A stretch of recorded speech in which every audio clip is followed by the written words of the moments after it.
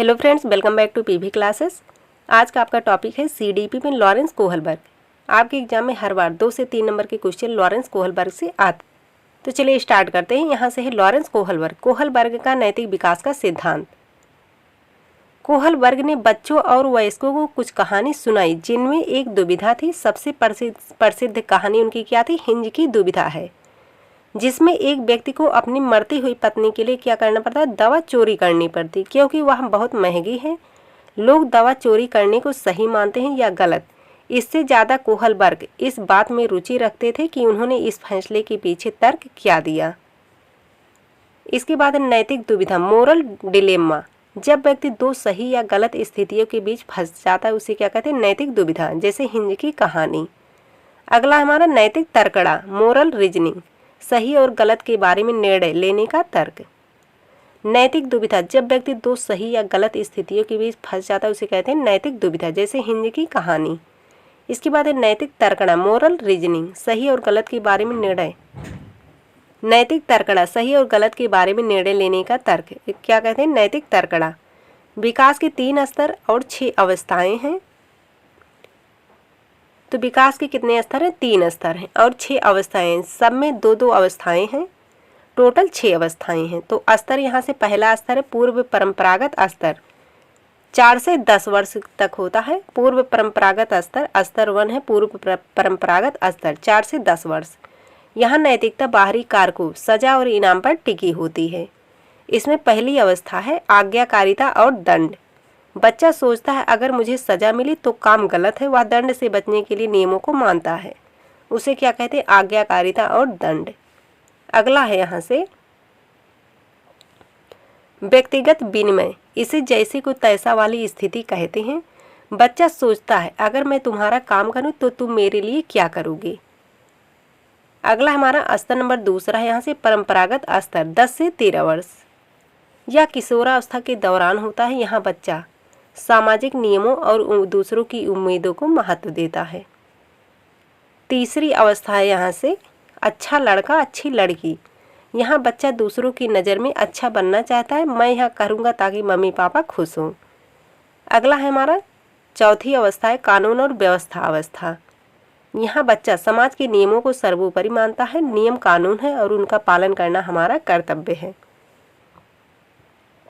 तीसरा स्तर यहाँ से उत्तर परंपरागत स्तर, 13 वर्ष से ऊपर है ना। तो तीसरा स्तर क्या है? उत्तर परंपरागत स्तर, 13 वर्ष से ऊपर। यह परिपक्वता पर आता है। यहाँ नैतिकता स्वयं के सिद्धांतों पर आधारित होती है। तो 5वीं अवस्था है सामाजिक अनुबंध। व्यक्ति समझता है कि नियम समाज की भलाई के लिए है, लेकिन अगर मैं किसी के अधिकारों का हनन करें तो उन्हें बदला जा सकता है। अगला है यहाँ से 6ठी अवस्था सार्वभौमिक नैतिक सिद्धांत। यह सर्वोच्च स्तर है। यहाँ व्यक्ति अपनी अंतरात्मा के सिद्धांतों पर चलता है, भले ही वह कानून के खिलाफ हो। इसके बाद है कैरल गिलिगन की आलोचना। कैरल गिलिगन ने कोहलबर्ग की आलोचना की क्योंकि उनका सिद्धांत पुरुष प्रधान था और उन्होंने महिलाओं की नैतिकता देखभाल को नज़रअंदाज किया था। तो इसमें हर बार क्वेश्चन पूछे जाते हैं, जैसे यदि बच्चा दूसरों को खुश करने या प्रशंसा पाने के लिए काम कर रहा है तो कौन सा स्टेज होगा? तीसरा स्टेज। यदि व्यक्ति समाज के भले के लिए नियमों को बदलने की बात कर रहा है तो स्टेज कौन सा होगा? 5वां। तो यहाँ से इसके बाद क्वेश्चन स्टार्ट है, चलिए देख लीजिए। तो फर्स्ट क्वेश्चन है यहाँ से किसी बच्चे का दिया गया विशिष्ट उत्तर कोहलबर्ग के नैतिक तर्क के सोपानों की विषय वस्तु के किस सोपान के अंतर्गत आएगा? यदि आप ईमानदार हैं तो आपके माता पिता आप पर गर्व करेंगे, इसलिए आपको ईमानदार रहना चाहिए। तो कौन सा ऑप्शन यहाँ से सही होगा? कमेंट करके बताइए। फर्स्ट ऑप्शन है सामाजिक संकुचन अनुकूलन, सेकंड है अच्छी लड़की अच्छा लड़का अनुकूलन, थर्ड है कानून और व्यवस्था अनुकूलन, 4 है दंड आज्ञाकारिता अनुकूलन। राइट आंसर है ऑप्शन नंबर 2, अच्छी लड़की अच्छा लड़का अनुकूलन। अगला क्वेश्चन है लॉरेंस कोहलबर्ग ने बच्चों के नैतिक विकास का अध्ययन करने के लिए किस विधि का प्रयोग किया? फर्स्ट ऑप्शन है खेल के दौरान बच्चों का अवलोकन करना, सेकंड है प्रायोगिक विधि, थर्ड है मात्रात्मक शोध कार्य विधि, 4 है बच्चों के सामने नैतिक दुविधाएं रखना और अनुक्रियाओं की समालोचना करना। राइट आंसर है ऑप्शन नंबर 4। अगला क्वेश्चन है कोहलबर्ग ने प्रस्तुत किए हैं। फर्स्ट ऑप्शन है संज्ञानात्मक विकास के चरण, सेकंड है शारीरिक विकास के चरण, थर्ड ऑप्शन है संवेगात्मक विकास के चरण, फोर्थ ऑप्शन है नैतिक विकास के चरण। तो कोहलबर्ग ने प्रस्तुत किए नैतिक विकास के चरण। राइट आंसर है ऑप्शन नंबर 4। अगला क्वेश्चन है, लॉरेंस कोहलबर्ग के सिद्धांत में कौन सा स्तर नैतिकता की अनुपस्थिति को सही अर्थ में सूचित करता है? स्तर 3, स्तर 4, स्तर 1, स्तर 2। राइट आंसर इसमें ऑप्शन नंबर 3, स्तर 1। अगला क्वेश्चन है, कोहलबर्ग के अनुसार शिक्षक बच्चों में नैतिक मूल्यों का विकास कर सकता है। फर्स्ट ऑप्शन है कैसे व्यवहार किया जाना चाहिए, इस पर कठोर निर्देश देकर। सेकंड ऑप्शन है धार्मिक शिक्षा को महत्व देकर। थर्ड ऑप्शन है व्यवहार के स्पष्ट नियम बनाकर। फोर्थ ऑप्शन है नैतिक मुद्दों पर आधारित चर्चाओं में उन्हें शामिल करके। राइट आंसर है ऑप्शन नंबर 4, नैतिक मुद्दों पर आधारित चर्चाओं में उन्हें शामिल करके। अगला क्वेश्चन, अभिकथन ए दिया गया, लॉरेंस कोहलबर्ग की नैतिक विकास सिद्धांत में बच्चे कार्यों को उनके परिणाम के आधार पर अच्छा या बुरा समझने से इस समझ में पहुंचते हैं कि नियम और कानून नम्य हैं और बदले जा सकते हैं। कारण आर दिया गया, लॉरेंस कोहलबर्ग का तर्क है कि नैतिक विकास क्रमिक रूप से चरणों में होता है। सही विकल्प चुने। फर्स्ट ऑप्शन है ए और आर दोनों सत्य है और आर ए की सही व्याख्या करता है। सेकंड ऑप्शन है ए और आर दोनों सही लेकिन आर ए की सही व्याख्या नहीं करता है। थर्ड ऑप्शन है ए सत्य है लेकिन आर गलत है। फोर्थ ऑप्शन है ए और आर दोनों गलत हैं। राइट आंसर है ऑप्शन नंबर फर्स्ट, ए और आर दोनों सही और आर ए की सही व्याख्या करता है। अगला क्वेश्चन है, कोहलबर्ग के नैतिक विकास सिद्धांत के अनुसार किस स्तर पर बच्चे आत्म केंद्रित होते हैं और किसी कार्य को करने में अपना ही लाभ देखते हैं? फर्स्ट ऑप्शन है पहले स्तर के पहले चरण में। सेकंड ऑप्शन है पहले स्तर के दूसरे चरण में। थर्ड ऑप्शन है दूसरे स्तर के तीसरे चरण में। फोर्थ ऑप्शन है तीसरे स्तर के 5वें चरण में। राइट आंसर है इसमें ऑप्शन नंबर 2, पहले स्तर के दूसरे चरण में। अगला क्वेश्चन है, जब कोहलबर्ग की नैतिक विकास के सिद्धांत के अनुसार व्यक्ति किस अवस्था में है? जब वह विश्वास करता है कि वर्तमान सामाजिक प्रणाली को सक्रियता पूर्वक बनाए रखने से धनात्मक मानवीय संबंध और सामाजिक वर्ग सुरक्षित रहता है। फर्स्ट ऑप्शन है दंड और आज्ञा पालन अभिविन्यास। सेकंड ऑप्शन है सामाजिक क्रम व्यवस्था अभिविन्यास। थर्ड ऑप्शन है यंत्रीय उद्देश्य अभिविन्यास। फोर्थ ऑप्शन है सार्वभौमिक नैतिक सिद्धांत अभिविन्यास।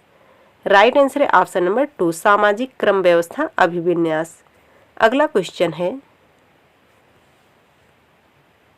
लॉरेंस कोहलबर्ग के सिद्धांत के अनुसार किसी कार्य को इसलिए करना क्योंकि दूसरे इसे स्वीकृति देते हैं नैतिक विकास के चरण को दर्शाता है। फर्स्ट ऑप्शन है प्रथा पूर्व। सेकंड ऑप्शन है प्रथागत। थर्ड ऑप्शन है उत्तर प्रथागत। फोर्थ ऑप्शन है अमूर्त संक्रियात्मक। राइट आंसर है ऑप्शन नंबर 2, प्रथागत। अगला क्वेश्चन है,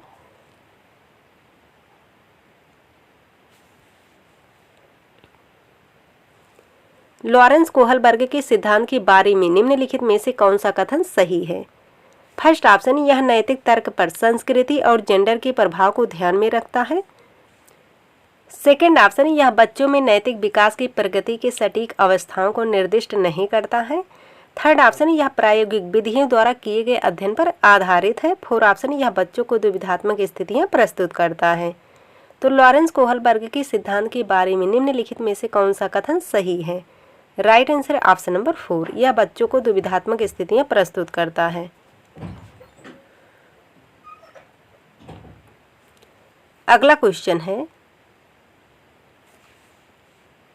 कोहलबर्ग के सिद्धांत के पूर्व परंपरागत स्तर के अनुसार कोई नैतिक निर्णय लेते समय एक व्यक्ति निम्नलिखित में से किस तरह प्रवृत्त होगा? फर्स्ट ऑप्शन है व्यक्तिगत आवश्यकताएं तथा इच्छाएं। सेकंड ऑप्शन है व्यक्तिगत मूल्य। थर्ड ऑप्शन है पारिवारिक अपेक्षाएं। फोर्थ ऑप्शन है अंतर्निहित संभावित दंड। राइट आंसर है ऑप्शन नंबर 4। अगला क्वेश्चन है, लॉरेंस कोहलबर्ग के सिद्धांत में नैतिक विकास की अवस्था के निर्धारण का या निर्धारण के आधार क्या हैं? ए दिया गया व्यक्ति की आयु। बी है व्यक्ति द्वारा दिया गया उत्तर चोरी के पक्ष में विपक्ष में। सी है व्यक्ति की अनुक्रिया में अंतर्निहित तर्क। सही विकल्प का चयन कीजिए। फर्स्ट ऑप्शन है केवल बी। सेकंड ऑप्शन है ए और सी। थर्ड ऑप्शन है ए और बी। फोर्थ ऑप्शन है बी और सी। राइट आंसर है ऑप्शन नंबर 4 बी और सी। अगला क्वेश्चन है, लॉरेंस कोहलबर्ग ने तर्क दिया है कि फर्स्ट ऑप्शन है बच्चों में नैतिक विकास निरंतर रूप से होता है। सेकंड ऑप्शन है बच्चों के नैतिक तर्क में सांस्कृतिक अंतर होते हैं। थर्ड ऑप्शन है नैतिक विकास क्रमिक चरणों में होता है। फोर्थ ऑप्शन है बच्चों के नैतिक तर्क में लिंग भेद होते हैं। तो लॉरेंस कोहलबर्ग ने तर्क दिया है कि नैतिक विकास क्या होता है, क्रमिक चरणों में होता है। राइट आंसर है ऑप्शन नंबर 3। अगला क्वेश्चन है, कोहलबर्ग के नैतिक विकास के किस चरण में व्यक्ति का नैतिक व्यवहार मुख्य रूप से इस मानसिकता पर निर्भर करता है कि लोग मेरे बारे में क्या सोचते हैं। फर्स्ट ऑप्शन है उत्तर पारंपरिक, सेकंड ऑप्शन है गैर पारंपरिक, थर्ड ऑप्शन है पूर्व पारंपरिक, फोर्थ ऑप्शन है पारंपरिक। राइट आंसर है ऑप्शन नंबर 4 पारंपरिक। अगला क्वेश्चन है, कोहलबर्ग के अनुसार एक शिक्षक बच्चों में नैतिक मूल्यों का विकास कैसे कर सकता है। फर्स्ट ऑप्शन है व्यवहार के स्पष्ट नियम बनाकर, सेकंड ऑप्शन है नैतिक मुद्दों पर आधारित चर्चाओं में उन्हें शामिल करके, थर्ड ऑप्शन है धार्मिक शिक्षा को महत्व देकर, फोर्थ ऑप्शन है व्यवहार के कठोर निर्देश देकर। राइट आंसर है ऑप्शन नंबर 2 नैतिक मुद्दों पर आधारित चर्चाओं में उन्हें शामिल करके। अगला क्वेश्चन है, कोहलबर्ग के सिद्धांत की एक प्रमुख आलोचना क्या है। फर्स्ट ऑप्शन है उन्होंने बच्चों की प्रक्रियाओं पर ध्यान नहीं दिया, सेकंड ऑप्शन है उन्होंने प्रस्ताव दिया कि नैतिक विकास विकासात्मक है, थर्ड ऑप्शन है उन्होंने पुरुषों और महिलाओं की नैतिक तर्कड़ा में सांस्कृतिक अंतर को महत्व नहीं दिया, फोर्थ ऑप्शन है उन्होंने बिना किसी अनुभवजन्य आधार के सिद्धांत दिया। राइट आंसर है ऑप्शन नंबर 3 उन्होंने पुरुषों और महिलाओं की नैतिक तर्कड़ा में सांस्कृतिक अंतर को महत्व नहीं दिया। अगला क्वेश्चन है, एक बच्चा तर्क देता है आप मेरे लिए यह करें और मैं आपके लिए वह करूंगा, यह कोहलबर्ग की किस स्तर के अंतर्गत आता है। फर्स्ट ऑप्शन है अच्छा लड़का अच्छी लड़की अभिविन्यास, सेकंड ऑप्शन है सामाजिक अनुबंध अभिविन्यास, थर्ड ऑप्शन है जैसे को तैसा, फोर्थ ऑप्शन है दंड और आज्ञाकारिता अभिविन्यास। तो किस स्तर में आएगा, स्तर फर्स्ट में, जैसे को तैसा। राइट आंसर हो जाएगा ऑप्शन नंबर 3। अगला क्वेश्चन है, कोहलबर्ग के अनुसार परंपरागत स्तर की मुख्य विशेषता क्या है। फर्स्ट ऑप्शन है बच्चा दंड से बचने के लिए नियम मानता है, सेकंड ऑप्शन है बच्चा समाज की अपेक्षाओं और नियमों को बनाए रखने पर ध्यान देता है, थर्ड ऑप्शन है बच्चा स्वयं के सार्वभौमिक सिद्धांतों को मानता है, फोर्थ ऑप्शन है नैतिकता पूरी तरह बाहरी कारकों पर निर्भर होती है। तो कोहलबर्ग के अनुसार परंपरागत स्तर की मुख्य विशेषता क्या है। बच्चा समाज की अपेक्षाओं और नियमों को बनाए रखने पर ध्यान देता है। राइट आंसर है ऑप्शन नंबर 2। तो फ्रेंड्स आज के लिए बस इतना ही, मिलते हैं एक नए वीडियो में, तब तक के लिए जय हिंद जय भारत।